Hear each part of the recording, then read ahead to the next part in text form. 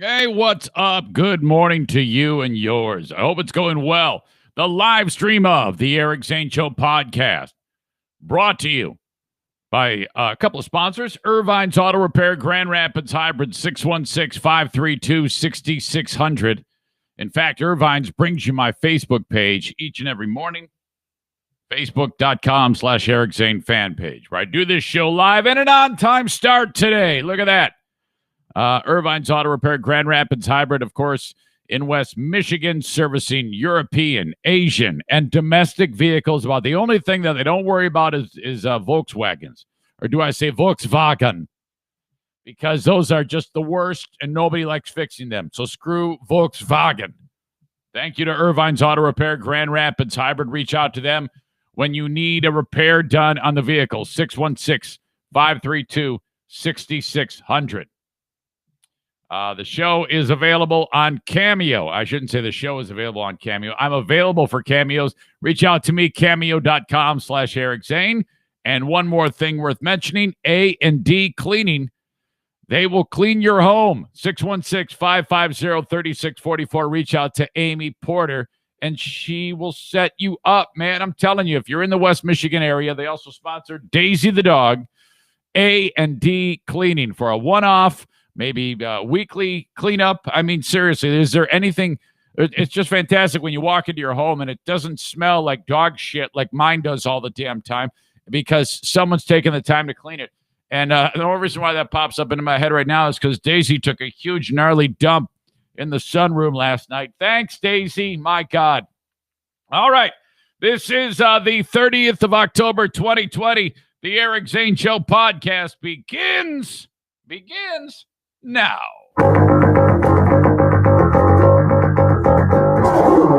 Hey, this is Dirk from Clearwater, Florida. When I'm not slapping the bass, I'm listening to the Eric Zane Show podcast.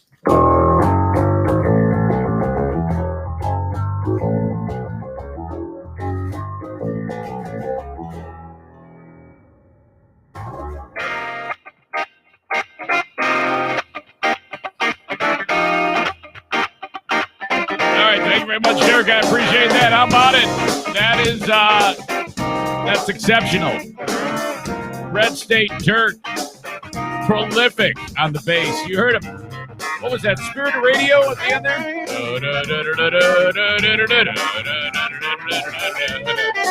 I want to listen to it now. Thank you very much. Welcome into the Eric Zane Show podcast. This is the daily show where I discuss news, nonsense, and my personal adventures each and every day of the week, Monday through Friday, and sometimes on the weekend. My God, there's always something going on podcast-wise here at this show, this household. Man, busy yesterday. I had to work on the Lost Zane recordings. Found myself listening to a couple minutes of the Lost Zane recordings from back in April of 2016, and it seemed like we were having a good time. I just can't get up the nerve to listen to those in their entirety. It just I don't know. It's just weird to listen to yourself like that. But all right, apparently you like it. So Mondays and Fridays, a new edition of the Lost Zane Recordings hits. In fact, one just dropped today. All right. So busy as hell yesterday getting all of that done. Wouldn't have it any other way. Hello and thank you for joining me on, of course, the live streams, which debut or started about 8 a.m. on Facebook, Twitter, brought to you by Blue Frost IT, YouTube, which comes to us from F45 Training Byron Center. And so that is live each and every morning on those platforms. And then the audio podcast downloaded wherever you download podcasts, whichever. I don't know how you can become partial to one, because to me they're all the same. There's nothing. To me, there's nothing that differentiates or is better than the other. I just go with Apple Podcasts because that's the one that's in front of me. What I listen to podcasts on, which isn't much. Oh my God, I just cannot find a podcast that's worth a shit. I listen to who are these podcasts for, but I can't. God, I just don't. I have a hard time staying engaged to anything for any amount of time. And that's not a podcast problem. I think that's an Eric problem. I think that's the ADHD problem. It's just, and it's, oh my God, getting so much worse. I can't sit still. I just can't. I have to focus so much to get anything accomplished. It's actually becoming worse. Jeez. Wouldn't have it any other way, right? Today on the show, a social dilemma. As an 18-year-old drafted by the National Hockey League's Arizona Coyotes, he was 14. He was drafted, and then as a kid, he was a bully and a dickhead like 4 years ago, and that news kind of got out. And well, it was weird because it was known that he did that. But then the Arizona Coyotes, and I'll tell you exactly what he did a little later on. I'm not telling you everything right now. The Arizona Coyotes drafted this kid, this 18-year-old, in the 4th round, which isn't that great. You know, I mean, 4th round is, the kid's in college right now, so maybe he'll work out. But whatever. And but you know, he's going to make a ton of money playing hockey. There's no question. But word started to get around of how much of a dickhead this kid was, and the team knew it. They knew this kid was a total asshole 4 years ago. Well, there's a lot of backlash on this. What to do? We'll discuss that. When are people going to learn that all people who are involved with big cats, you know, Tiger King type shit, are sketch and cannot be trusted? Also, leave big cats alone, okay? NASCAR driver Kyle Larson gets rewarded for being a shithead. I'm really intrigued by the way this went.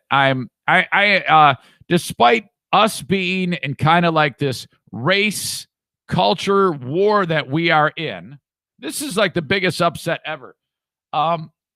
This would be like a guy driving around the Daytona 500 with only 3 tires, and he ended up winning the race. This is a huge upset that Kyle Larson is able to pull off what he's able to pull off here. Okay, really, this is expert PR work. Okay, and I have a comment from Zaniac Tim D, who has some thoughts on Kyle Larson. America's most dangerous job is store security guard. Oh, boy. And it all is involved with the pandemic and masks. This isn't the first time this has happened. And celestial excitement brought to you by MB Distributing. We will get to that. All coming up on this show. I'm not going to lie to you.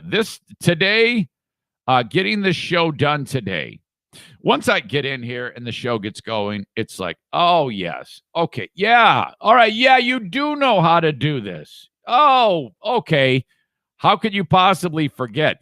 But from the end of the show yesterday until 10 minutes ago, I was like, well, I forgot how to do this. I don't know how to do this anymore, which is in my noggin, which is what makes me tick. It's this whole, I don't know what the hell is going on in my head. I wish I could just crack it open and operate it on it. But yeah, that's a very, very real thing to me. So it wasn't like a full-blown anxiety attack, but I was like, oh no, what am I going to do? I don't have anything to talk about. It's like, oh, you stupid son of a bitch. You've been doing this for now. This is the 456th time you've done this in nearly 2 years' time. Of course you know what the hell to do. Sit your narrow ass down there and get it done. Okay, so here we go. It is Devil's Night. You're like, wait, what is that? When I was growing up in Detroit, hold on a second here. Daisy, stop. Daisy's licking Bruce's ear, and it sounds so gross, I can't take it. And I made her stop, and what does she do? She goes right back to it. So now I'm screwed. I just got to live with it. Can you even see that? I don't want to check. All right.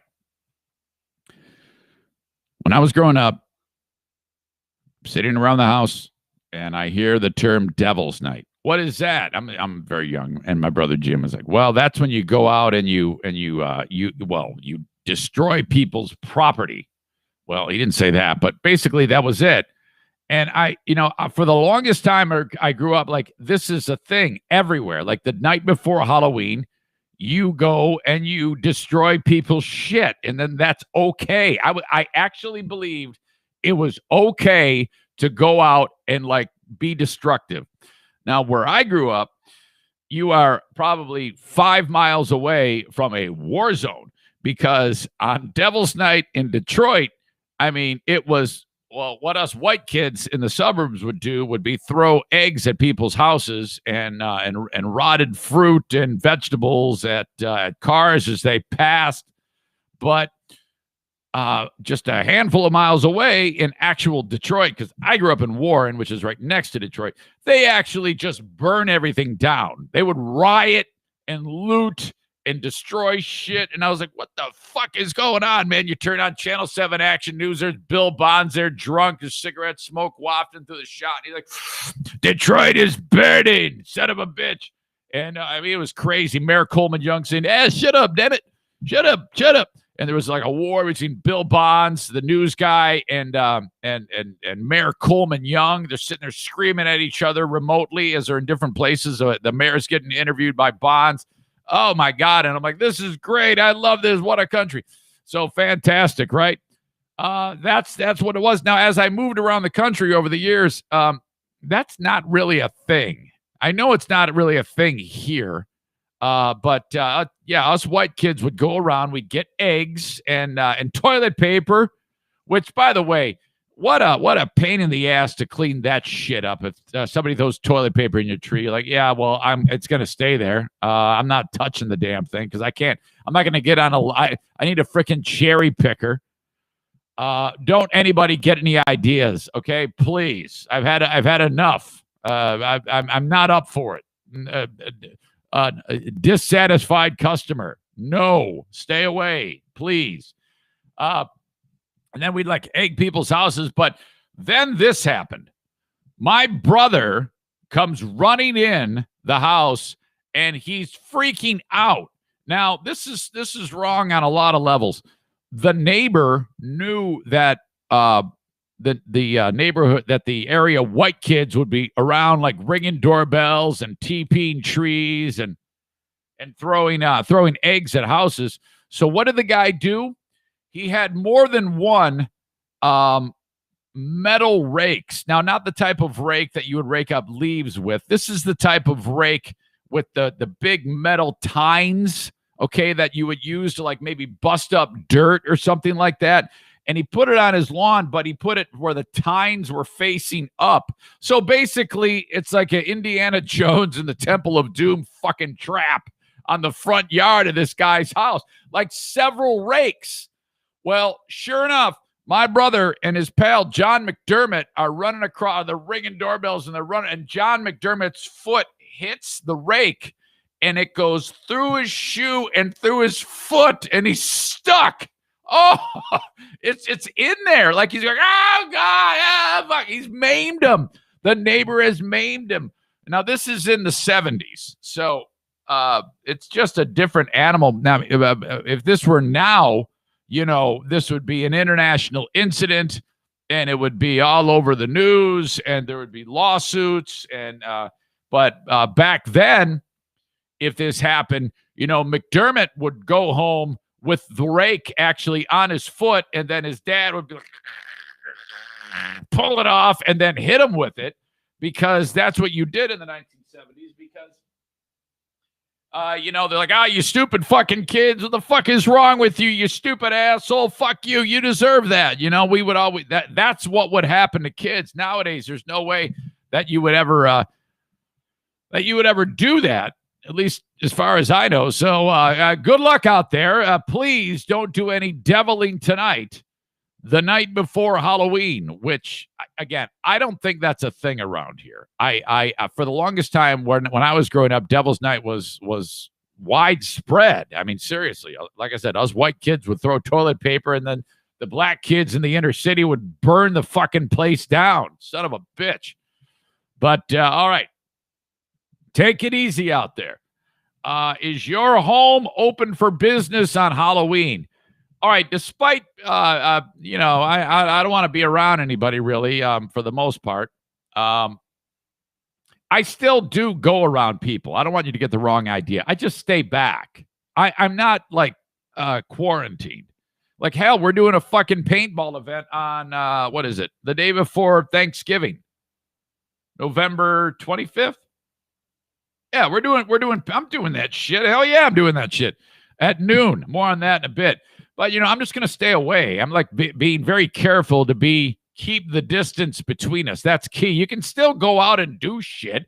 Just be aware that you can't fucking be like No Filter Kevin and stand 1 inch from somebody. Okay? So, yeah, our house is open for business. Fuck this pandemic. Oh, my God, these kids are so lucky that you have the queen of the forest, who, by the way, is in the house today. This is a great, great thing. In fact, hey, Siri, call Pooh on speaker. Just to confirm, you'd like to call Jeremy Poole? No, I don't want to call Jeremy Poole. Pooh! Son of a bitch. Yeah, and by the way, only I can call her Pooh. If any of you call her Pooh, I'm going to fucking smack you right in the face. That's mine and mine only. There was an Apple update last night, and I am not used to it. Hello? Hey, what's going on? I just heard some noise. Is that the cat? Huh? What's that noise? Oh, that was just my iPad, but I turned it off. Yeah, what are you watching? I was just watching an Ellen show, or like a Ellen. Yeah, okay. Are you still a fan? Yeah. Everybody hates her. I don't hate her. I was like, fuck. I'd have done the same thing if people are being assholes at work. You got to scream at those fuckers. Yeah, I can't mess up her show. Yeah, just shut up, do your job, and be quiet. I don't know how much is true. I don't know, but it doesn't matter. It doesn't matter if it's true. Attention. It's still a funny show. Who cares if she's mean? Yeah. Who cares if she's mean to people? Make me laugh. That's right. And her sidekick Andy is hilarious. I love that guy. So. Yeah, to me, he's the meanest one of all of them. I don't think so. First of all, your comments, your thoughts on going to California. Oh, I'm very excited. I'm nervous. I'm very, very nervous, but for you. But I'm just nervous because I've never. It's that fear of the unknown. I'm worried about the catheter going in my penis. Have you? How does that work? What I mean, is it like a? To me, it's just a sharp needle that they jam up the tip of your penis. No, but I'm sure there's more to it. I've done this before when I was doing EMT stuff. It's just a really tiny tube. Oh. Did you know that there are people in the world who get sexual gratification by sticking things up their pee hole? Did you know this? No, that's disgusting. Yeah, I know it. I know it is. I don't think there's anything gratifying about that. No, but some people are odd ducks. It's called sounding. Yeah, it's very, very strange. Now, do you have to get a boner before they put the thing up there? No, it's just so. Is that weird that I would think that was the case? Yeah, I think it'd be harder if it was hard. Oh. Why are you home? Sorry. Sometimes people have to have that when they're not even conscious. So. All right. Yeah, that doesn't make sense. Yeah, that would be weird if there was a person that was like the EMT fluffer who had to all right, get that guy stiff so we can stick a catheter up there. Right. Okay. Dumbass. So you're home because it's like a teacher in service day, so you get the day off. Right. Is it a miracle that the school is open right now? I mean, it's been the big news story is how coronavirus is just bigger than ever all of a sudden. It's so crazy. 5 days before the election, we've tripled the amount of infections in a day. Yes. So, I mean, Yeah, I'm kind of surprised, but yet, we haven't really had any issues inside the school, so it's. I am suspicious about these numbers. I don't know. I don't know if it's going to make me look like a conspiracy theory asshole. And considering the fact that I just had a loved one pass away from this, it might seem like a shock. But I'm not entirely sure that I believe that all of a sudden the United States has 100,000 cases in a day, and it's 4 days before the election. I don't know if I believe that. Yeah, that seems a little sketchy to me too. But very sketchy. Maybe it's just me being stupid. But who knows? I called you because I wanted to make doubly sure that the house is open for business on Halloween. Yes, it is. All right, this is good news for the neighborhood kids because normally you spend like $800. Yeah. As a matter of fact, I'm going to Costco today to oh my God. Get the, Yeah. I don't get that little mini size shit. Yeah. No, that's just now it's not even worth it. Now in the past, you've purchased like enormous, gigantic, full-size candy bars. And then you've also had the little shit fun size ones, right?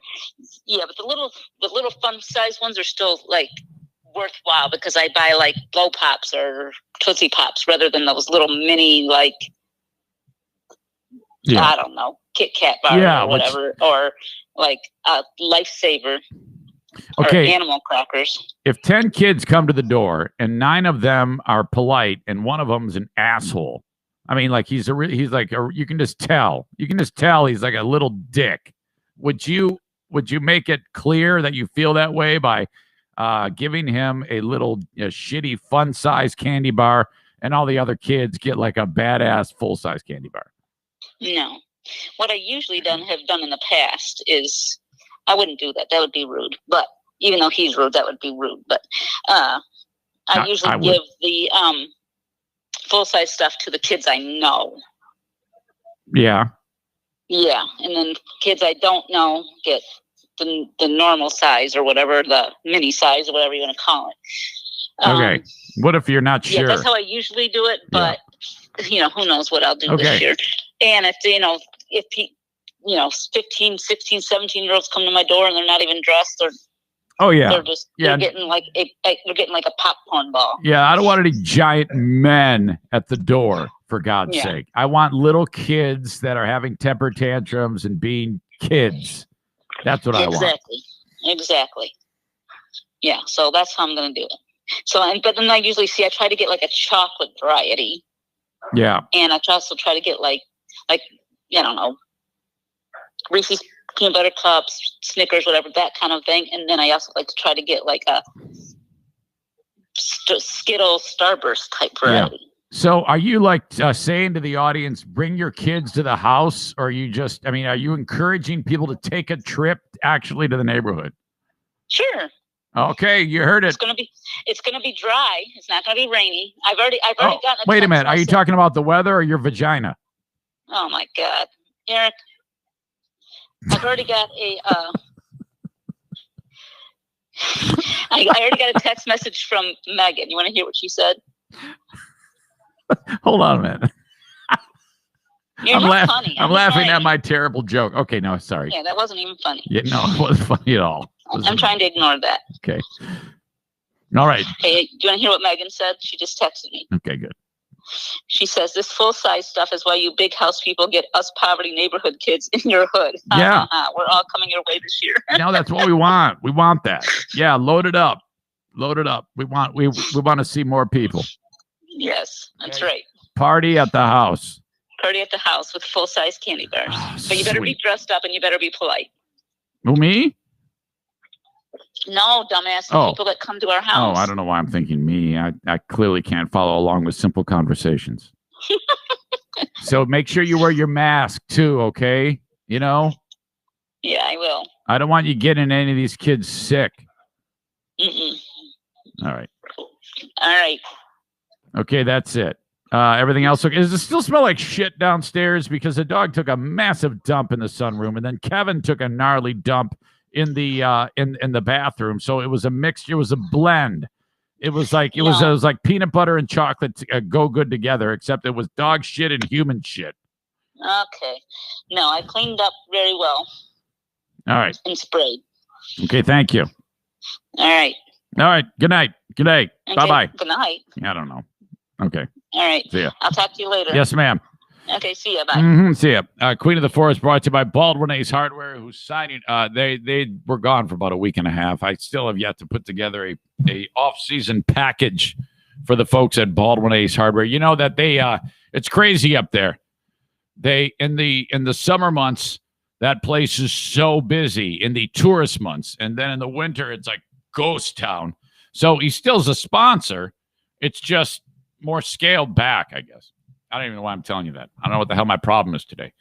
Okay, the open of the Eric Zane Show podcast is complete. Don't forget about the show on Patreon. I have the Ben and Eric Patreon podcast this evening, 6 p.m. You must sign up on Patreon. To get that, we will feature the attack ads from, I guess it would be, when did we do the attack ads? What month, day and month of the WBBL? I said WBBL era. The attack ads were sent to me. I don't remember a bit of them. Thank you to Pellerito for sending those along. We will play those on the Ben and Eric Patreon podcast today at 6 p.m. By the way, saying it that way, the Ben and Eric, it's the alliteration. Ben and Eric Patreon podcast. I don't even know if that's alliteration. I think it's just flow. Ben and Eric Patreon podcast, to me, works. So for now, that's the title. I honestly think as we get more and more distance between debuting the show and where we are right now, that's it. That's just the working title. And I can't stand when a podcast title is there and it doesn't really reflect what the show is. You know, it's just it's Ben and Eric. It's us doing our podcast, fucking around all the damn time. Ben and Eric Patreon podcast. Also, Horizon Hydroponics. If you're growing indoors, think about them. HORIZEN, hydroponics.com. For anything you need for growing cannabis indoors. And if you happen to be a nerd who's growing like flowers indoors, you can buy it all online too on the website, horizonhydroponics.com. Orders $250 and more get free shipping. And you use the code Zane Show at checkout. That will save you 10% at Horizon Hydroponics. There's 4 brick and mortar locations for Horizon Hydroponics on Alpine and Grand Rapids. Byron Center features the Growers Outlet. And then, of course, you have a store in Kalamazoo and Lansing. Thank you to Horizon Hydroponics. Hang on a second here. Let's see. What is the kid's name? Sorry. There was typically when I'm getting my stories ready for the show, I have them all opened up so that I don't have to search around for them. And today there was one story that I did not get ready. Have this.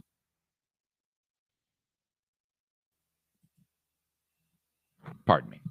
Okay. Meanwhile, Blue Frost IT, the managed IT service provider for the show. God bless them, man. I just actually signed up on the dotted line. I actually wasn't signed on the dotted line for them to be my official IT tech support. You know, no free rides. So I actually signed up this company, if you will, this business, to get support, tech support from Blue Frost IT. Now I know I'm covered. All right. This isn't really a thing that you just want to say, boy, that's a luxury. No, it's not so much that, because I know that if my tech crashes, I don't have a podcast. So I need to have somebody who can very, very quickly assess my scenario and fix it. And they can do that either remotely or in person with Blue Frost IT. That's what you get when you sign up to with a service contract with Blue Frost IT. So thank you to them. And I want you to think about it for your small or medium-sized business. for your tech support, okay? 616-200-8550. When you call and talk to Alan or Ashlyn, they're basically going to say, all right, what is your tech setup like? And then you describe it to them, and then they drop an estimate, and then off you go. That's how it works at Blue Frost IT. Love you guys. Thank you so much. They're online at bluefrostit.com. Okay. Yesterday was an emotional day in the driveway of the Eric Zane Show podcast household. You did it. You made me cry. Oh, my God. I'm referring to Zaniac Chris and Megan. They came by, and man, this is what you do. If someone passes away ever, and you wanna honor the memory of the person who's passed, oh my God, wind chimes every time, because then every time you hear the wind chimes, you think of the beloved. Oh man. God, you guys have been all just so special to our family since this deal went down with my mother, which I still cannot believe she's gone. I've had many, many times where she's still saved in my phone as Mom, and it's Wally's phone. So Wally reaches out to me, and it lights up Mom, and I was like, oh God, I got to call her. I'm like, oh, son of a bitch. So that is very, very real as we trudge our way through this. But yeah, I still cannot believe that I remember the day that I got the email or the text that says, hey, Mom's having a hard time with her leg. She's going into the emergency room to get checked. And I'm like, what is it? Too much sex for that lady. Oh, come on. And then they go, yeah, she's got COVID. I'm like, what? Well, here we sit. So thank you, guys. I appreciate it. I got a visit yesterday. Megan and Chris B were in the driveway. Diana's, well, I always know something's up because I'm usually here in this room, and then the phone rings. Hey, come on. There's something outside I need you to see. And I'm like, it's usually somebody's up to something amazing. And that was the case. As Chris and Megan were there, and they gave us wind chimes, and really, really fantastic, just great. And there's an area where they have like my mother's name on it, and it's just really, really touching. And I lost it. I stuck my lower lip out like a little boy and just lost it right there in the driveway. Oh, thank you to them. Let's see, Megan, Patriot, Nick, Pellerito, Chris B, Jason, Andrea, Jamie, and Eric. If I read the card, I'll start to cry. And some of you are like, do it, start crying. I can't. I just can't do it. All right, I got to get through this. I want to go. I want to make it through the whole show today. Which, by the way, yesterday was weird as hell, and that is the first time that anything like that has ever happened on the show. Where I was like, "Hey, it's just not happening. It's just not happening." So I was a little bit short yesterday. All right. Yesterday was a day where, okay, here we sit at the Eric Zane Show podcast household. And, with no filter Kevin, my brother-in-law, being in the fold, we have a dynamic where there's a couple of clerical things that have to take place with Kevin.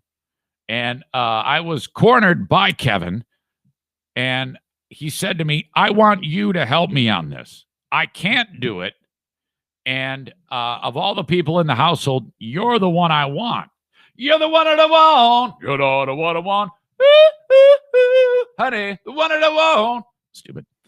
And because, well, I don't know. I said to Diane, I go, so what's going on with these things? Social Security, disability, and his pension.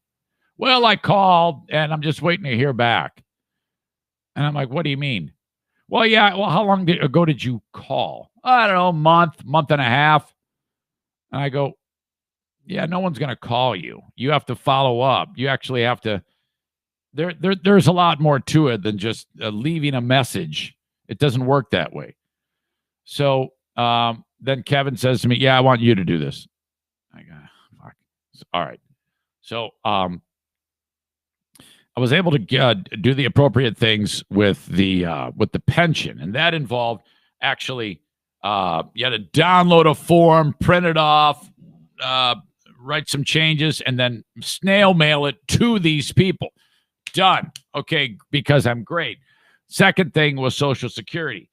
Now, they say when you call Social Security, go to our website and see if your question can be answered on the FAQ, frequently asked questions.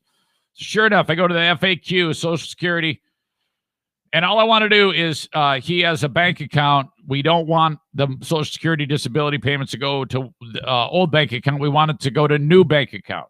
Okay? That's all you want. And you would think that if you looked up on their bank account, changing bank account, that sounds like a pretty simple thing, but there wasn't shit on there. And I'm like, well, that's fucking stupid. How could that be missed? That seems like it would be a pretty rudimentary thing to consider that might happen. How do you go about doing that? And so I called. And when you call, they're sitting encouraging you to not call. Don't call because there's 50 million Americans that utilize this function of the government. So if you call, it's going to be a wait time.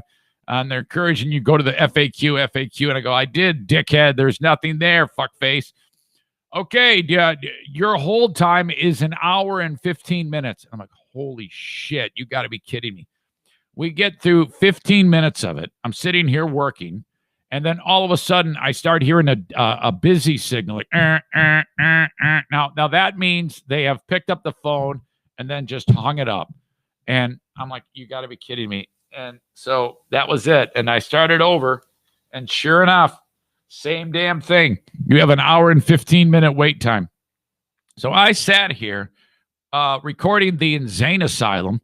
And if you listen to it on Patreon, there will be times when I'm talking when you can hear the on hold music and the on hold messages. Did you know that you can get all of your questions answered at the FAQ page at socialsecurity.gov? And I'm like, I'm trying to front sell the Megadeth song and hit the post, and you can hear the on hold music very faintly. You might be able to make it out. I didn't even realize it till last second. So I buried the phone in my leg, and you could still hear it.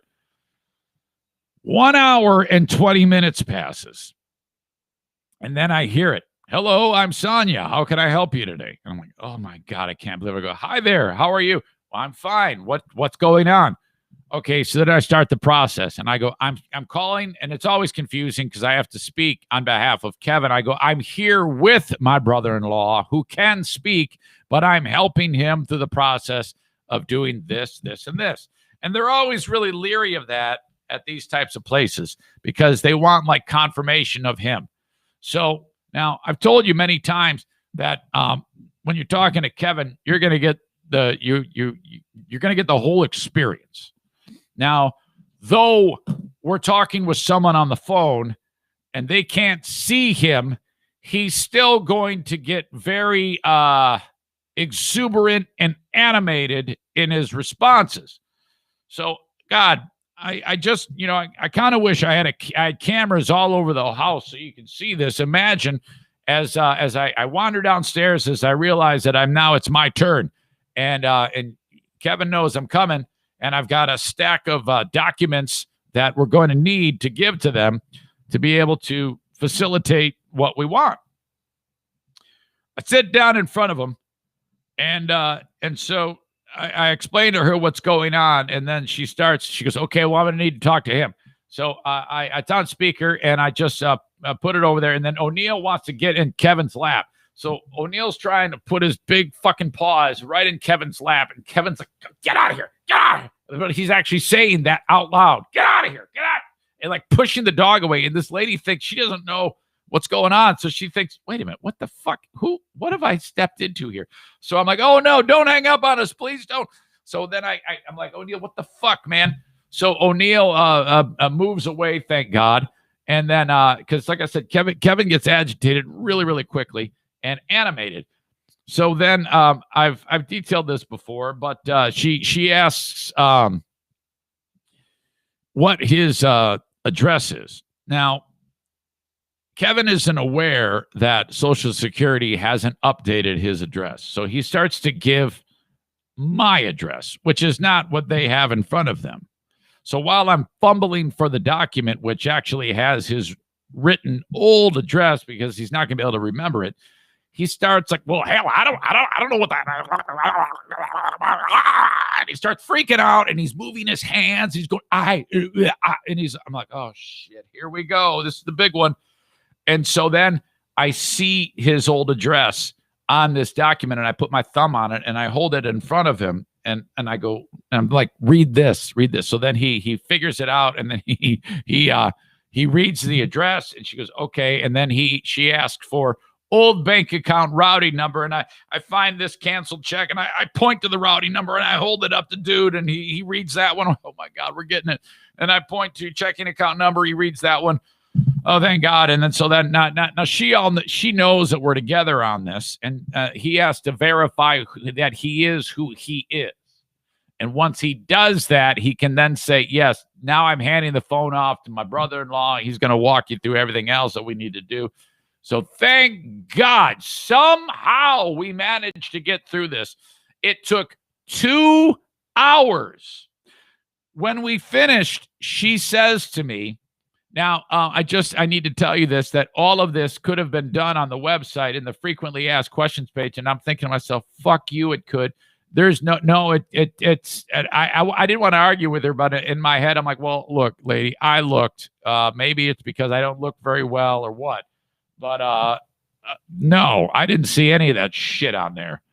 But yeah, we got it done and he was overjoyed. I get the star on the forehead. So that means I'm 2 for 2. I took care of the pension. I took care of the Social Security. We're in the clear. Me and him and I are like the dream team. You know what? I got to mention this. Hey, Siri, call Pooh on speaker. Calling Pew. Mobile on speaker.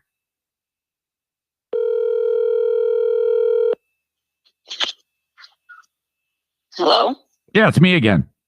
Yeah, what do you need now? Did you know that I get gigantic star on the forehead? Because if it hadn't been for me with pension and Social Security, and if you were in charge, he'd have gone bankrupt. Not true. I could have handled that. There's no way. You know, I don't appreciate your what are you gonna call it? Competition? No. Your disbelief in me.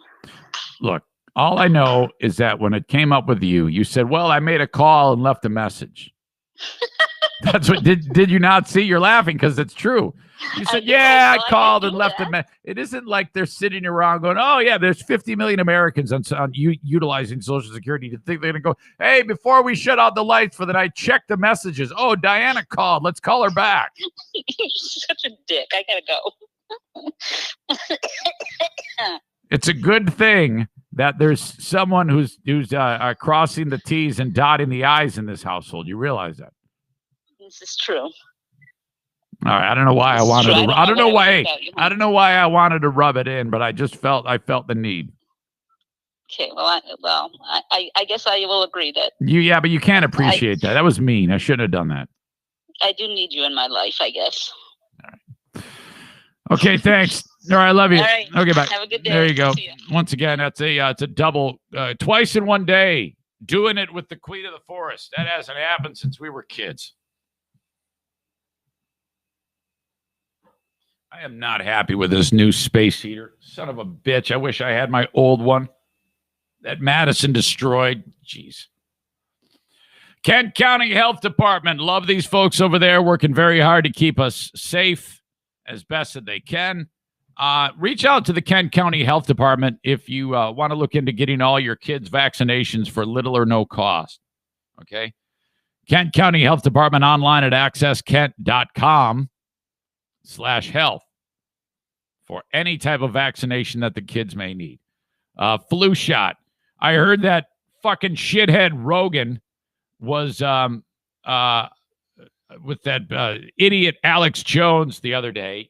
And these two fucking knuckleheads Rogan drives me crazy because he does a fairly good job when he gets information in front of him or he reads it, being able to recite it like he's known it his entire life, like he's an expert. He's very, very good at that.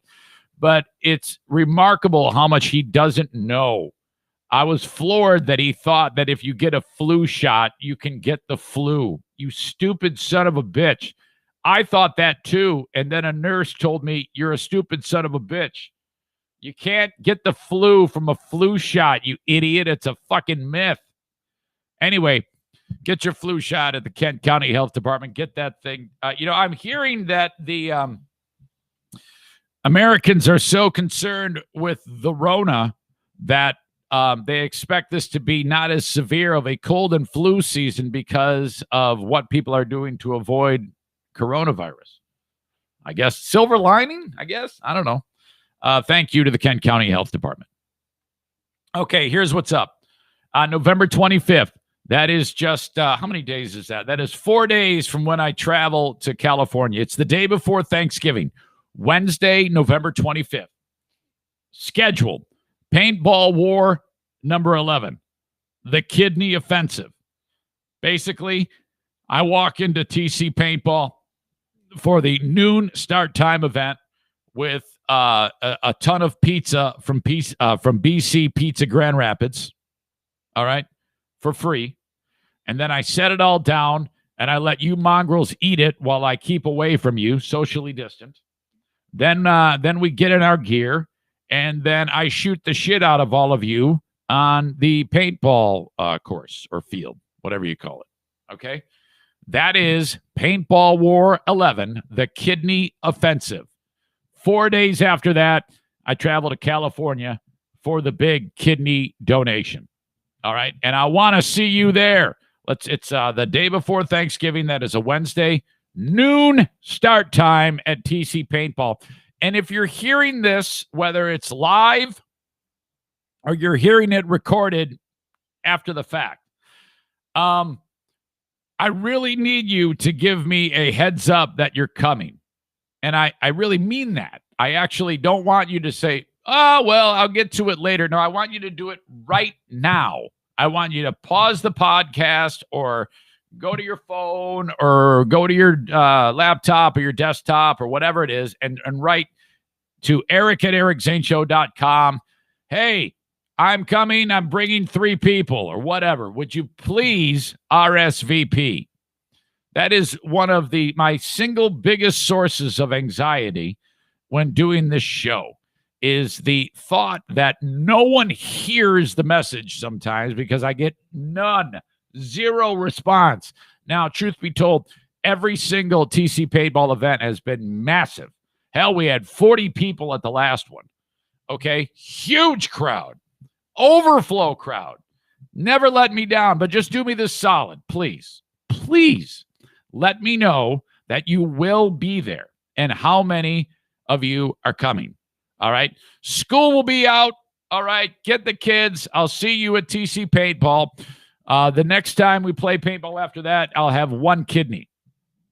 TC Paintball, War number 11, the Kidney Offensive, noon on November 25. Excuse me. Okay. We need look no further than, hell, Tiger King. All those assholes on that show are freaking lunatics. Carol Baskin, she's insane. The fucking guy who called himself Tiger King. What the fuck was his name? I don't even remember anymore. He was insane. Anybody else on that show who had a cat rescue was just an absolute kook. The latest is this guy, Doc Antle. If you saw the documentary on Netflix, Tiger King, Doc Antle, that guy just got in trouble too. He was just charged with wildlife trafficking. That dude was a weird guy, that strange-ass polygamist. He had like 5 wives.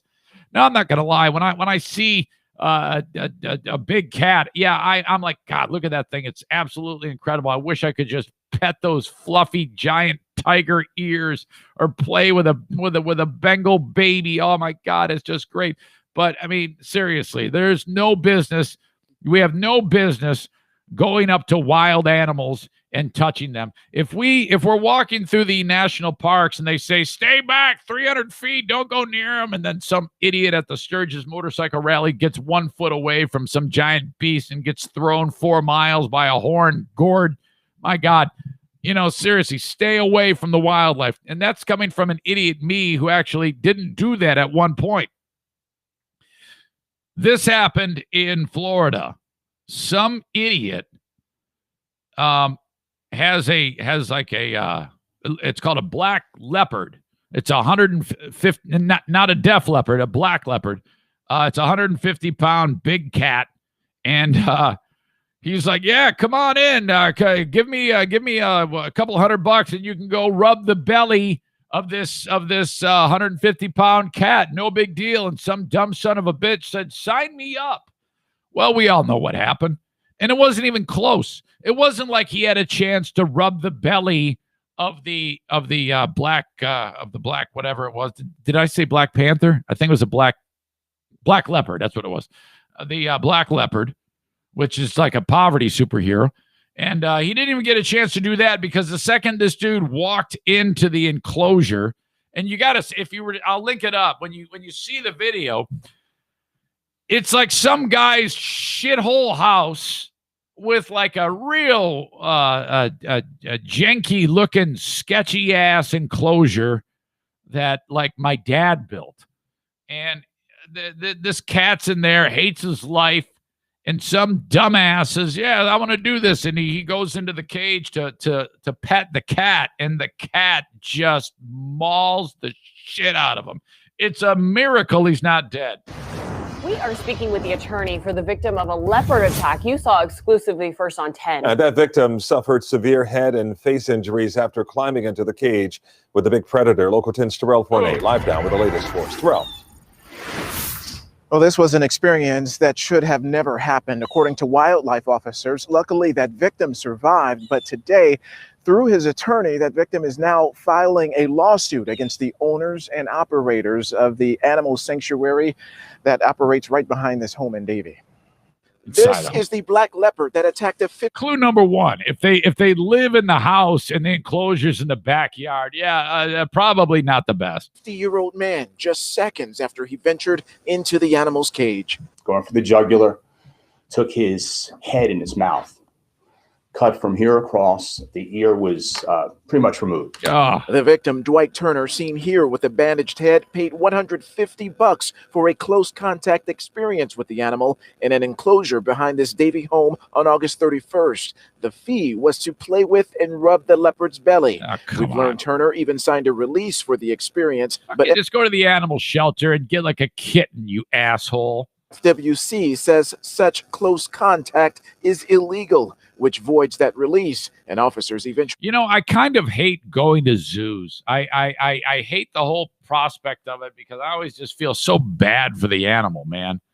There was we went up north to where is that place? It's some place in the UP, in the Upper Peninsula of Michigan, where, first of all, if you go to the Upper Peninsula of Michigan, you have to understand that these are, oh, what a weird, wild bunch of people up there. All the people that live there, they all have those sick ass 1,000-yard stares.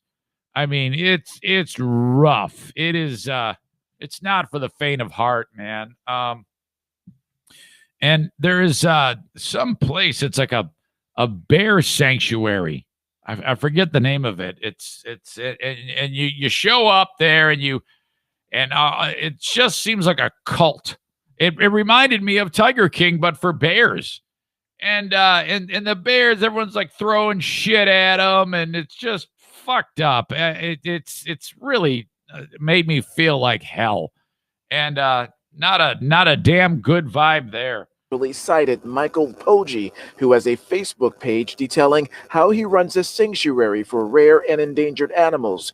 The victim's attorney says that business even allowed its insurance to lapse. He let a man into a cage, no insurance, attacked, serious medical problems from here on in. Poggi also seen here on this. They're suing this guy. Obviously, this lawyer's a huge big mouth about the whole thing. It's like, dude, I'm taking one look at the place, and the only thing you're going to be able to sue this guy for is his hat collection. He doesn't have anything. YouTube clip was also cited for maintaining captive wildlife in an unsafe condition, a negligent and dangerous act, say cops, that could have easily ended in death. So a bout with a bacterial infection and a round of surgeries, and that victim is still dealing with some lasting effects. In fact, we are told that he will suffer from migraines and also some neurological damage for the rest of his life. Reporting live from Davie, I'm Terrell Fournay, Local 10 News. No thanks. No thanks. Not interested. Avoid. Don't do that. Stay away. So, it wasn't, it was under a year ago. There was a story about some guy at a dollar store where he was working the front door. It was during the more of a lockdown period here in Michigan, where some lady goes to the store and she doesn't have a mask on. He says, "Sorry, ma'am, you can't go in the store unless you got your mask on." And she gave him all types of grief, and finally he said to the people in the store, if she comes in, don't sell her anything. She's got to have a mask on. He's just doing his job. She goes back, gets her idiot husband and a son or something like that, and they ended up shooting the guy. He's dead. It was an awful story. Big GoFundMe for it. Okay, yeah. Similarly, this one in Chicago, and you got to see the mugshots of these two fat-ass bitches. I mean, some of the roundest fat-ass pie faces you'll ever see, with these dead, horrible eyes and looks on their faces like, yeah, we're the ones who did this.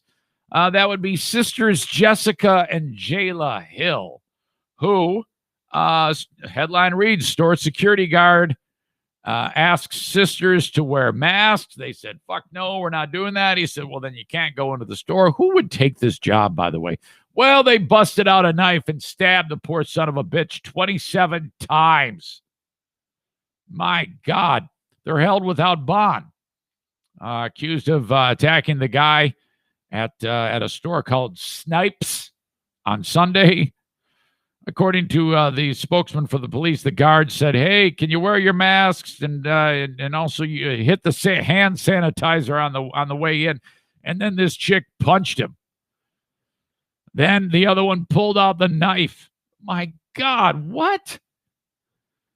Stabbed the guy in the back, chest, and arms while the sister held him by his hair. The victim, 32, hospitalized in critical condition.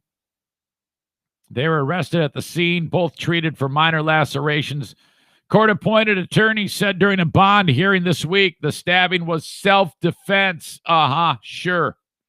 The lawyer also said both women suffered from a bipolar disorder. Well, what is it? Was it self-defense or they're crazy as fuck?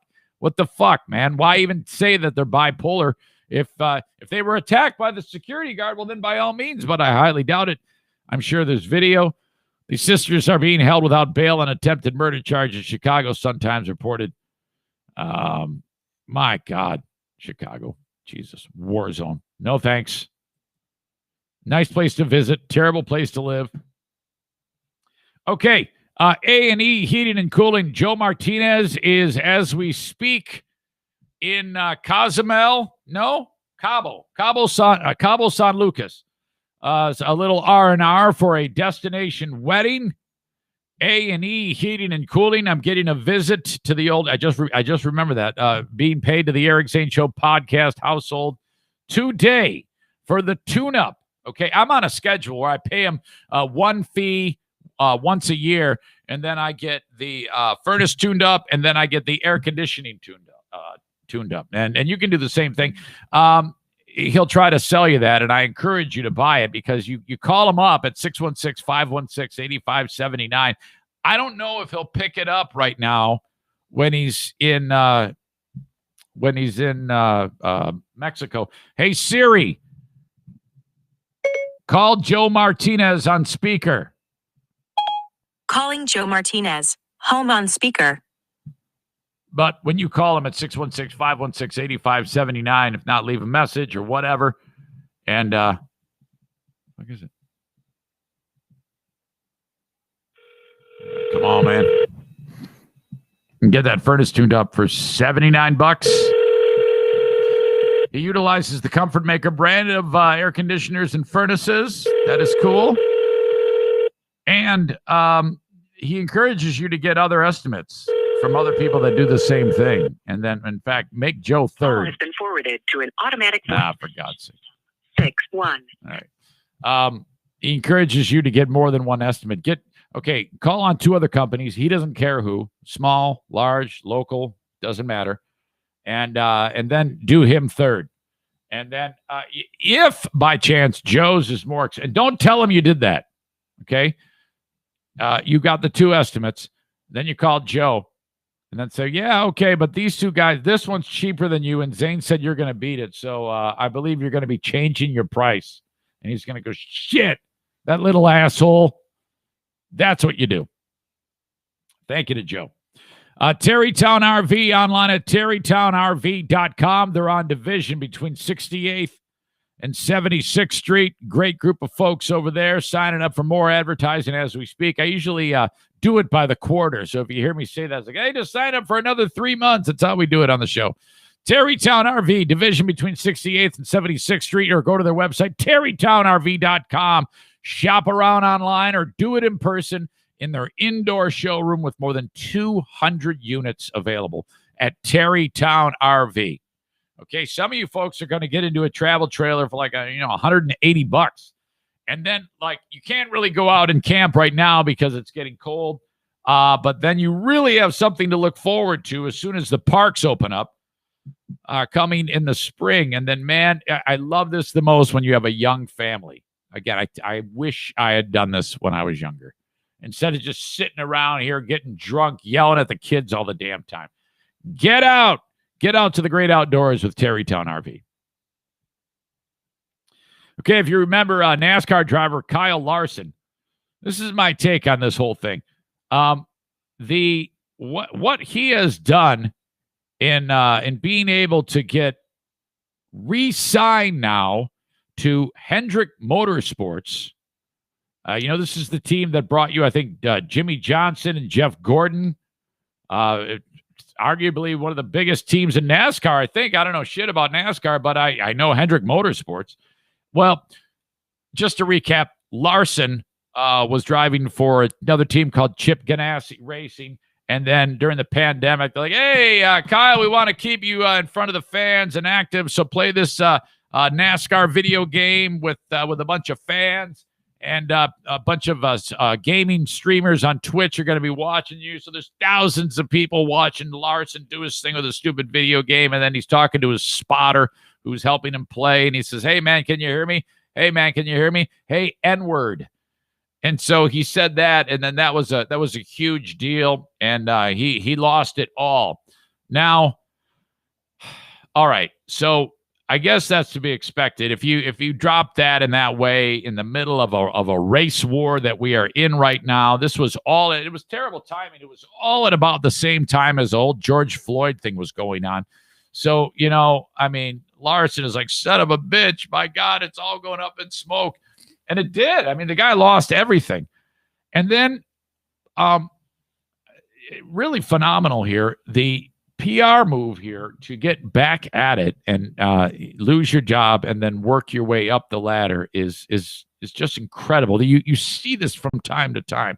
I've never been able to master this. I always would get fired for something really stupid and then slowly but surely make my way down the ladder. Okay, there's a definitive career arc of downwardness, like when I made fun of Joel's pants, which was really stupid. And then I lost that job.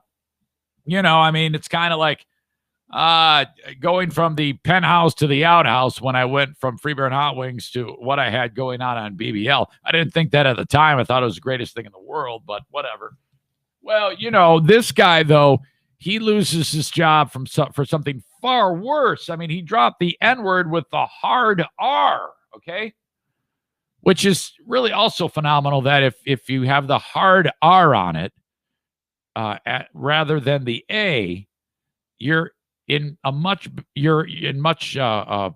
a much bigger problem for you if you say it that particular way. The nuances here are just beyond belief. And so there's very specific things that have to take place. And I'm not ignoring the fact that if you're a black guy and you say that is not an issue at all in any way. Nobody cares about that. But for this guy, it was, and he's actually of a mixed ethnicity. I think his mother is of Asian descent or something like that. But whatever, it really doesn't have anything to do with it. He said it. He loses his job. Now he's back with Hendrick Motorsports. So what the fuck happened? Well, key is to go away, and he did go away. So you got race war going on, and then you got Jussie Smollett. Bubba Wallace.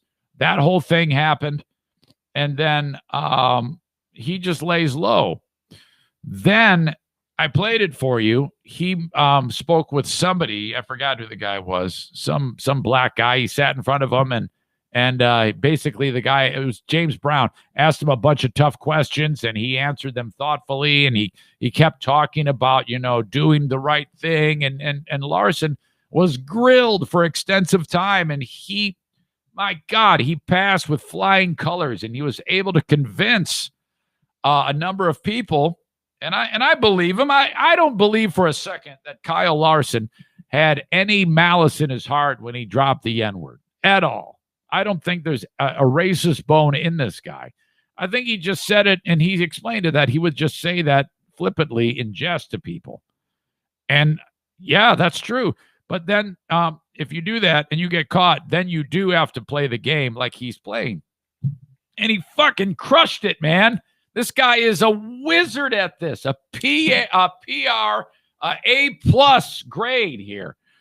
He also had two people because he had been working. It's more good news for Larson. He had been working in Philadelphia with a organization prior to all this happening for getting people who are interested in NASCAR who aren't like white guys. So it's like inner city Philadelphia. You see how they had, for like prior to this happening, he was working with this team about diversity in the sport, which NASCAR loves. So this is great. Well, then he drops the hard R, and then that happened. But time passes, and then he goes back to those people that he was working with that organization, and they're like, "Yeah, we didn't like that he said that. That was real shitty, but that's not the Kyle we know." So they vouch for him. Holy shit, this is great. That's all you need, man. And now Larson is back. That is strong. So I think it's appropriate. I don't think there's anything racist about this guy at all. And I think that it's fine. I think it's fine that he got fired. I think it's fine that he was made uncomfortable. I think it's fine that he has to do this whole dog and pony show. I think it's fine that he's hired. I don't have any damn problem with any of this.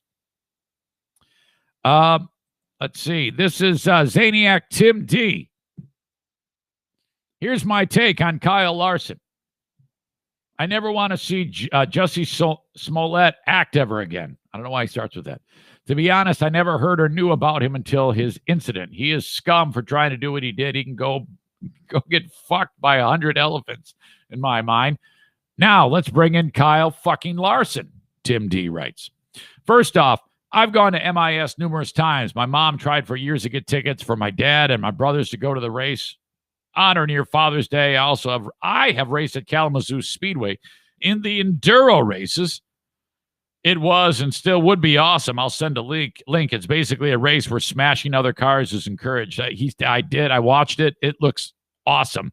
There's like 100 shitty cars on there going like 45 miles an hour for like a ton of laps. It just looks awesome.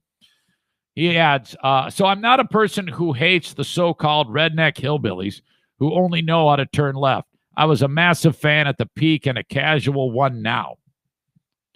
Then he says, Kyle fucking Larson needs to have Sterling Marlin drafting him in turn 3 at Daytona. NASCAR should never acknowledge his existence or that he ever raced in the organization. The hard R in the word he used just proves that he is a fucking racist. See you next Tuesday. I'm disappointed in Hendricks for this.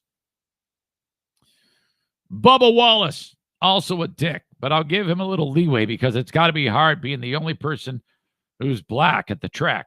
Plus, I don't think he's good enough to worry about it. Brad Doherty's been an owner for decades and never saw the noose, but this is the time we're in, so I can't vote for canceling Bubba. But seriously, I hope Kyle, the see you next Tuesday, hits a wall like Dale. Wow. And I hope his wife bangs tons of black guys in front of Kyle. Wow. Pretty strong. I disagree. I don't think it was that big of a deal, and I don't think there's anything racist about the guy. And I don't think because he said that, that means that's the end of you. That's just my 2 cents.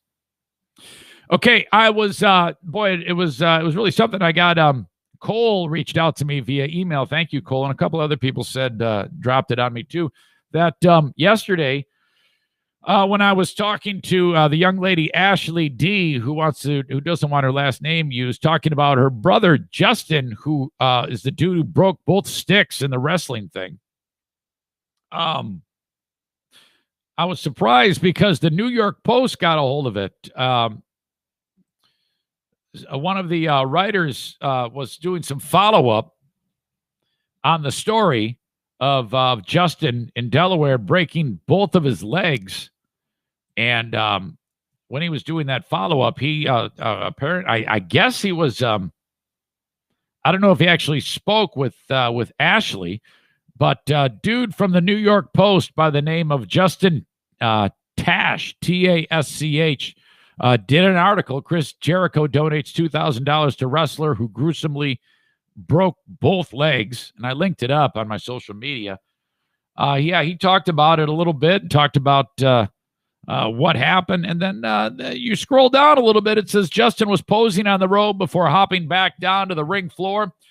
Both of his knees gave out. According to Ashley, Justin has already had 3 surgeries with more procedures scheduled. He has rods and pins in his left leg, which Ashley told the Eric Zane Show is the biggest concern. And then he linked it up. So if you clicked on where it says Eric Zane Show, it goes right to my YouTube channel in that part of the interview when I was talking with Ashley. And I also heard, I got some new listeners to the show, and I'm really, really happy. A guy by the name of Randy. He's the guy who got me involved in this whole thing when I thought he was a listener, frankly, but he wasn't. And he just sent me the link. And that's when I was like, oh, fuck, man. That's when I felt like shit about this whole thing. And then after I saw that link and talked about it on my social media, I was able to get a hold of Ashley and have her on the show. Well, then Randy again reached out to me. He says, by the way, your podcast was great. Thanks again for your support, because he's pals with Justin. Really digging your podcast. You've got some new fans here in Delaware. And I said, that makes me very happy. God bless you, Randy. He said, thank you, Eric. It really means a lot to all of us. We will definitely keep you updated on Justin's progress, and hopefully you can have him on and talk to him yourself. I would love to do that. God bless and be safe, my friend. So, hey, you know what? It's all about making new friends here on the Eric Zane Show podcast. So best of luck to all those folks that are hoping and praying for Justin. That's GoFundMe is strong. He's almost $17,000. That'll probably pay for one night in the hospital, whatever. I just can't imagine what it would be like if it's like, yeah, hey, you got to pay for it all. I mean, because this has to be like $1 million bill, because hospital expenses are so unbelievable and through the roof. I just cannot imagine. I just hope it works out. I feel really bad for that guy. As always, my friends at Van Dyke Mortgage are encouraging you to call upon them if you need a mortgage, and that goes for wherever you are in this great country. 231-332-6505 for the Mario Flores Lakeshore team of Van Dyke Mortgage. Now, like I do with a lot of my sponsors, I know you have other people that you might be interested in working with, maybe you worked with in the past. I totally get that. All I'm asking for here is that you consider banging on Mario's door just to hear what he says and give him a shot, okay? Make it so that he's a long shot, because more often than not, he's going to win you over with basically just him being him. That's how he's become the number one mortgage person in the entire state of Michigan, as proven by Mortgage Magazine. 231-332-6505. I might be making some of that up. Call on Mario today, the Mario Flores Lakeshore team of Van Dyke Mortgage. Great time to get a mortgage. Really low rates right now. And you first-timers, don't be shy. A lot of you are like, oh, man, I feel I got a shitty credit score, and I don't want to give somebody my information because it's so embarrassing. Trust me, Mario's been through it, okay? And he'll help you get through that. So you first-timers get special attention. 231-332-6505. Quit giving your money to some filthy slumlord. Get your own residence. And he'll work that out for you, whether it's, some of you are struggling with bankruptcy or divorce, whatever. He can take care of that. Okay. And last but certainly not least, my friends at F45 Grand Rapids, F45 Byron Center, I should say. The website, f45training.com/Byron Center. There is an F45 Grand Rapids. I'm not talking about that one. This is Byron Center, Michigan, right where the family fair is, okay? You can't miss it. Call upon those folks to get in shape.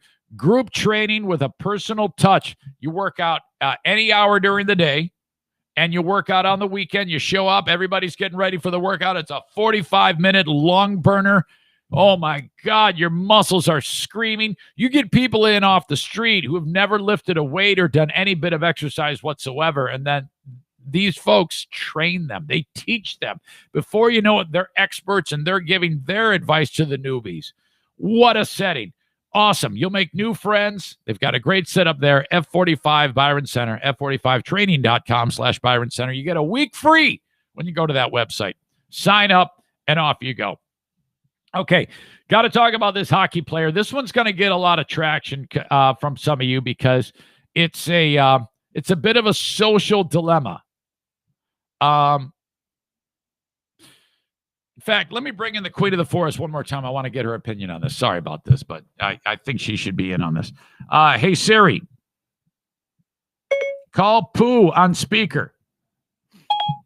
Just to confirm, you'd like to call Jeremy Poole, mobile? No. Who would you like to call? Pooh on speaker.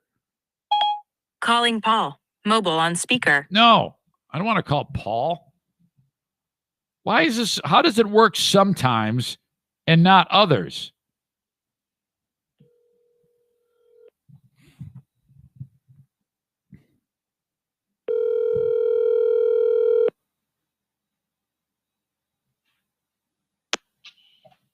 Hello? Hey, how are you? Good. Hey, I got a question for you. Yeah. Let's say Jim was really good at hockey, and he got drafted by the Arizona Coyotes, and then and he's 18 years old. But when Jim was 14, he was Are you doing something there? Are you digging a ditch or gardening? No. Okay, it's like super loud. I don't know what you're hearing because I'm just standing here. Okay. But when Jim was 14, let's just say that he bullied a black kid and said terrible things to him and beat him up and was super mean to him. And he got busted for it. And he had to pay a price when he was 14. And then before Jim got drafted, he reached out to every NHL team and said, hey, I'm just getting ahead of this. I was an asshole when I was 14. Dude, you're killing me. Sit still. Whatever you're doing, stop, please. Are you there? Yep. Okay. So anyway, he sends a letter to every NHL team saying, hey, I was an asshole when I was 14, just so you know that. And then the team drafted him. Okay. And but then the word gets out of what he did 4 years earlier. And then the team says, we're going to rescind the draft. We no longer want you on the team. And then they kicked him off the team. Is that fair? No. Really? I don't think so. He made amends, and he reached out to all the teams that he was That's why I don't get it. Well, he was getting ahead of it with that. He was kind of like being like full disclosure with, hey, I was an asshole 4 years ago. Right. But the parents of the kid, and by the way, the kid was developmentally disabled. So he wasn't that developmentally disabled. He was kind of like a slow learner, I guess. And so him and another dude bullied the shit out of this kid. They took some candy, put it in the urinal, peed on it, made him eat it. They beat him up. They called him nasty racist things. I mean, it was bad. It was definitely bad. And then they got in trouble. And then the mom of the black kid says, yeah, he only said sorry because he had to, and he really didn't mean it and shit like that. He's still an asshole. And then and it turns out that the hockey team, they were like all earlier were all about diversity and inclusion and doing the right thing, and then they drafted this kid who was a bully to the black kid 4 years earlier. So now that it's a shitstorm, so they got rid of him, and now it's like here we sit. So what would you do if you were the mom? I mean, think about it. If you were like the mom of the kid who got bullied, you'd be pretty pissed off if this happened. But I don't know. I'm kind of torn on the whole thing. I can understand where you're coming from, but I can also I can't really commit to anything right now. I think I need to discuss it a little bit more. Yeah, I mean, well, I guess my thing is, I mean, how old's the kid now? 18, you said? Yeah, he's 18. He plays for North Dakota. He went to college, but he still got drafted. So he's probably going to do the old 3 seasons and then play. So is he still asshole-ish, or is he kind of like matured? And I don't know. He's saying all the right things. He's doing I have. You know how it is when you're fighting for your life. You're going to say whatever the fuck you want, or you're going to say whatever that they want to hear. I would guess he's probably still a cock. Well, then, if he's probably still a C-word, then maybe not. But, people mature quite a bit from 14 to 18. And at 14, you're an arrogant, I would say so. I don't know. I think part of it is you got to get people to vouch for you. And maybe they talk about it in this article. Some of the people that he works with in North Dakota on that team. I think that has a lot to do with it. But, I don't think that ultimately this 18-year-old is never going to play NHL hockey. I think it just got more complex. And I actually don't have a problem with that. I don't have a problem with something that you did coming back to bite you in the ass. Right. But, how many other people in the NHL have done something that is less than stellar, I don't know. So, I don't know.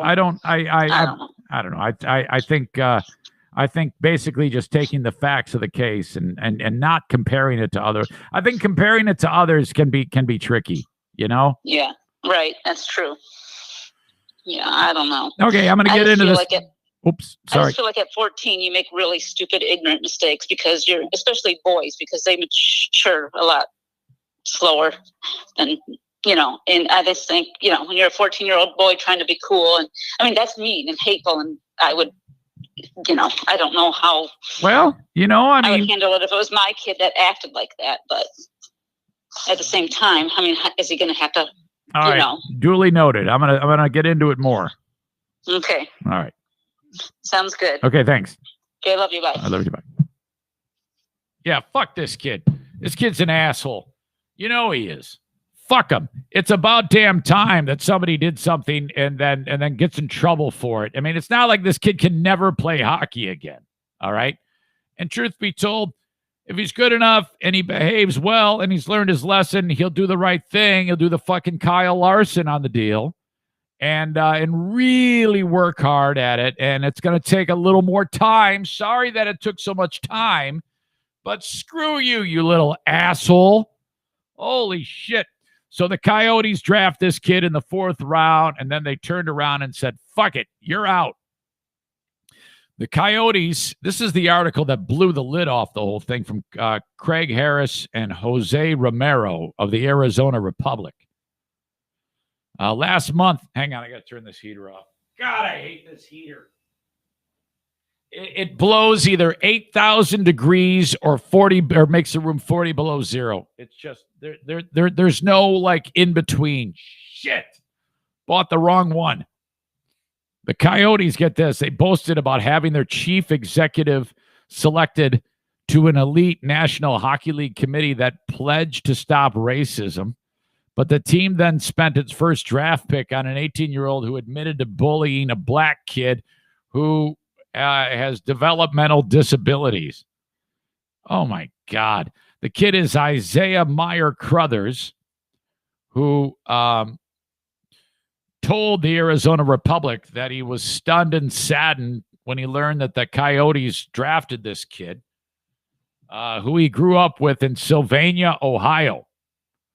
4 years prior, Mitchell Miller admitted in an Ohio juvenile court to bullying Meyer Crothers, was tricked into licking a candy push pop that Miller and another boy wiped in a bathroom urinal and pissed on. Meyer Crothers had to be tested for hepatitis, HIV, and STDs. Tests, of course, came back negative.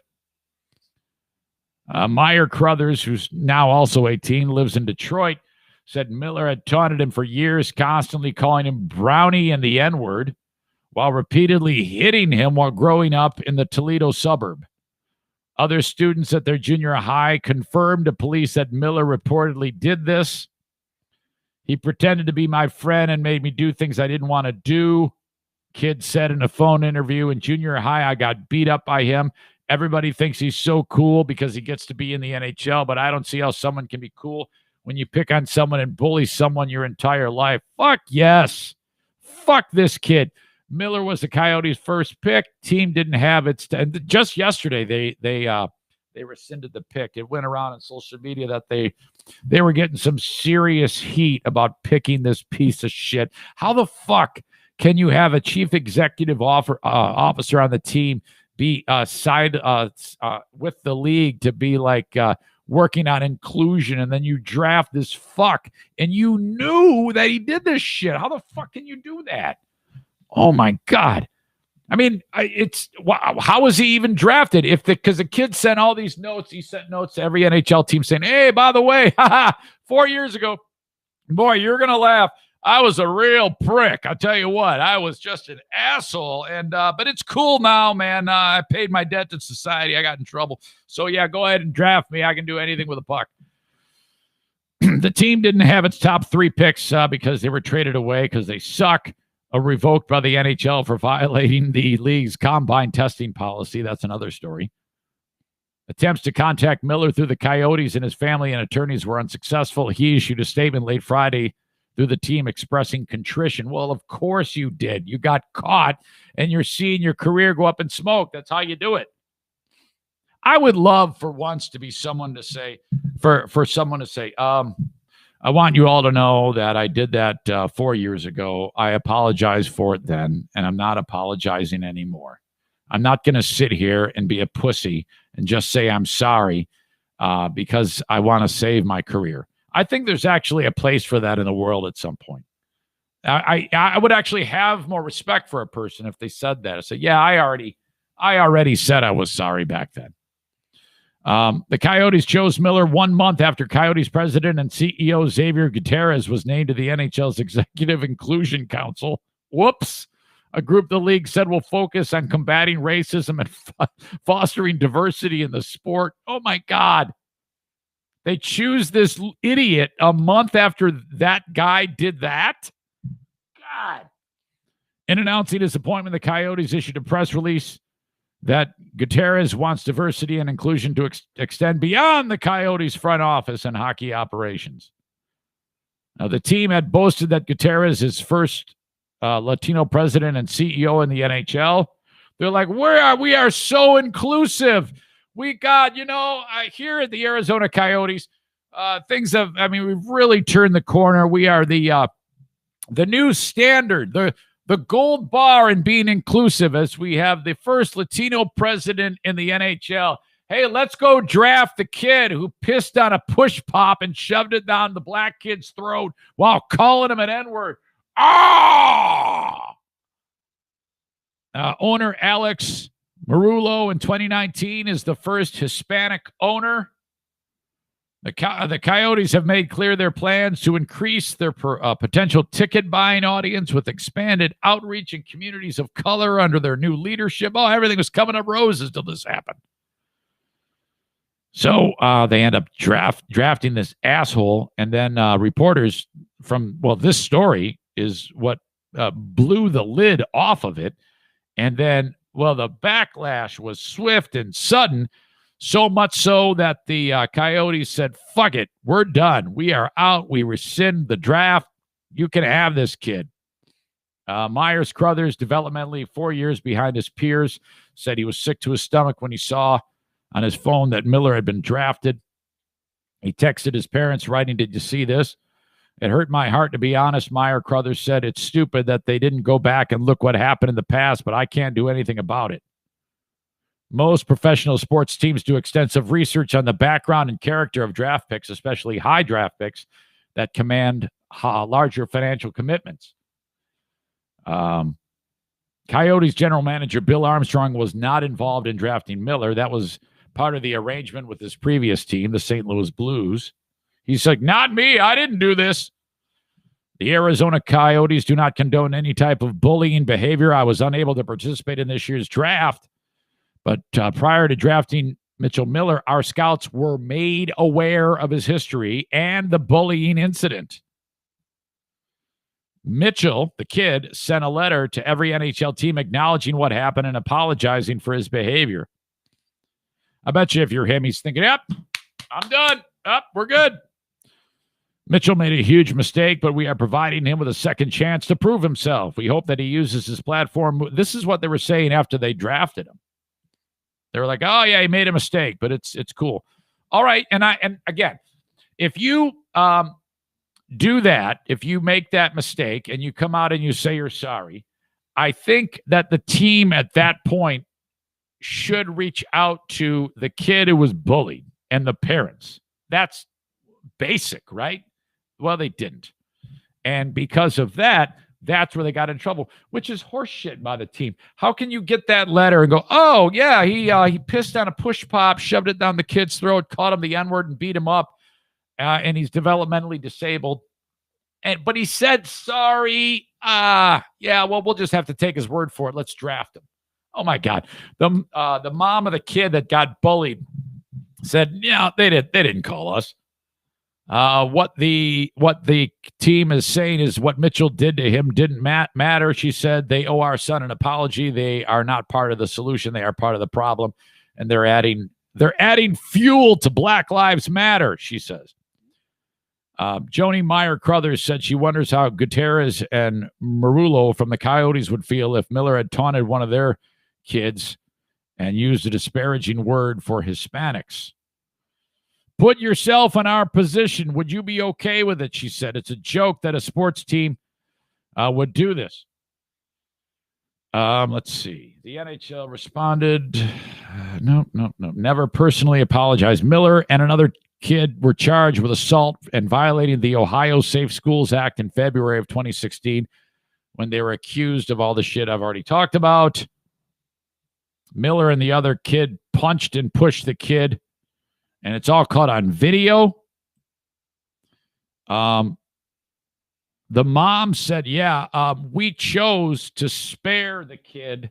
The mom of the kid that got beat up said, "We chose to spare the kid all of the video being released. In fact, if he had not pled guilty, that the video would have been released to the public because it all happened on camera." And she said, "Well, and if that would have happened, it'd have been a hell of a lot worse for him because he was bashing my son's head against the wall.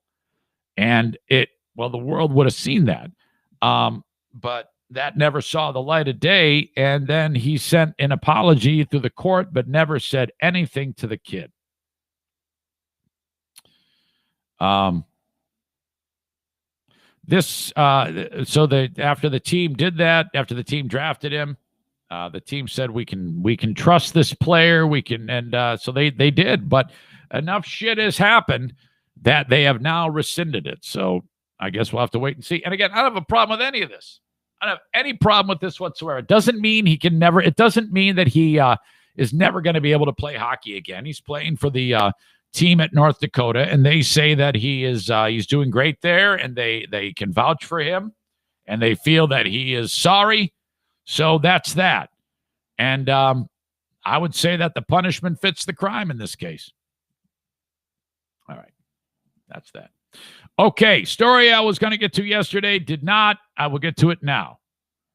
I know that Mike Ball loves my celestial excitement, and this one is right down the right in the strike zone for that. The littlest things when it comes to space and the solar system, the galaxy, the universe, technology really get me going. How about this? The Hubble Space Telescope, which has brought us so many amazing pictures. I want you to take the time to search Hubble Deep Field. Those words probably don't mean anything to you, but look up Hubble Deep Field. Right now, I want you to look up Hubble Deep Field. All those little sparkly stars that you see, that there's like 1,000 stars in the image, okay? Those aren't stars. Those are galaxies. Every single one of those is a galaxy. And every single one of those little sparkly galaxies has billions with a B stars in it, okay? And that amount of space, that must be the whole universe that we're looking at. No. That is the Hubble Deep Field image is like if you were on Earth and you held up your thumb and you see how much space your thumb takes up on the night sky. That's the equivalent of the range of the picture that was taken in the Hubble Deep Field. That gives you just one little touch, an imponderable brain aching bit of information about how vast it is in the world, or in the universe, I should say. But this, NASA's Hubble Space Telescope was doing its scanning that it does, as it winds out its life, as it orbits our planet, has discovered a rare asteroid. It's about 140 miles across. It's a big-ass asteroid because in what's known as the asteroid belt, there is, as you leave Earth and then go out into the solar system and past the other planets or where they would be, there is a ring of asteroids at one particular spot called the asteroid belt. And this particular asteroid, known as asteroid Psyche, is 230 million miles from us. Okay. And it's big. It's 140 miles across. It's about the size of the state of West Virginia, according to this story. And what makes this so special is it's not made of rock or ice or dirt or dust. It's made of metal. Okay. Experts think it is made of iron and nickel. So imagine something that big, 140 miles across, a big asteroid floating 230 million miles from where we are, made of iron or nickel.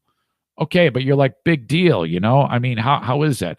And by the way, it's incredible how these asteroids came to be, because at one point it was just dirt, dust, rock, nebulous gases, and then they just kind of get pulled together by gravity, and then as the mass gets bigger, more shit flies into it. It gets bigger and bigger and bigger, and this one was metal.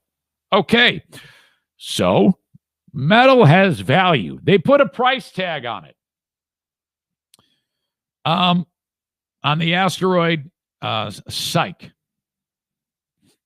we've seen meteorites, which are much smaller, that are mostly metal, but Psyche is unique in that it is an asteroid that is totally made of iron and nickel, said Tracy Becker, one of these author of this study about this asteroid. Given the size of the asteroid, its metal content could be worth $10,000. No, wait a minute. I'm making a mistake. It says 10,000. So I thought, oh, big deal. No. That's 10,000 quadrillion dollars. Well, I don't even know what that is. I've never heard of quadrillion. Okay. We're getting to a point in numbers here where it might make your head burst into flames if you ever tried to quantify how much 1 quadrillion is, let alone 10,000 quadrillion. But it is the number 10, a comma, 3 zeros, a comma, 3 more zeros, a comma, 3 more zeros, a comma, 3 more zeros, a comma, 3 more zeros, a comma, and then 3 more zeros. Or 10,000 times the global economy here of us, of the whole planet, as of 2019.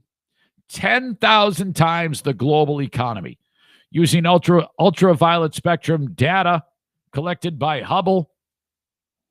During the observations, researchers came up with the fact that it is mostly pure iron. However, they recognize that the presence of an iron component of as small as 10% could dominate ultra. This is all boring shit. Who gives a shit about that?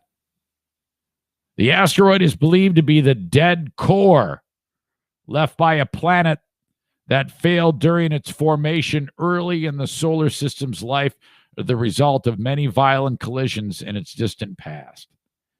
Absolutely awesome. For the 1 or 2 of you people that is interested in it, you're welcome. I know you love it. One of them is not Michael Ball.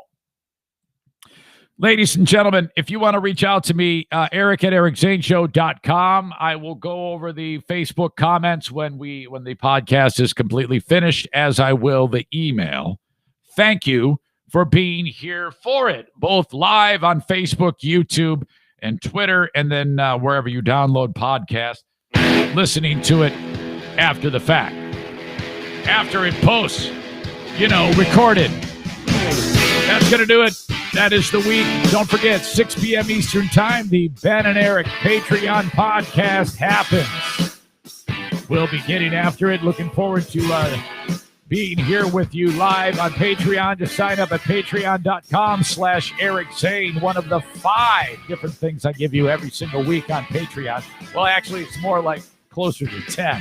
5 Patreon bonus podcasts, 2 Lost Zane recordings, 1 Smarter Than a Former Drug Dealer trivia, 1 Insane Asylum, and 1 Ben and Eric Patreon podcast. Till next time, folks, happy Halloween, and we'll talk to you down the road. Thank you.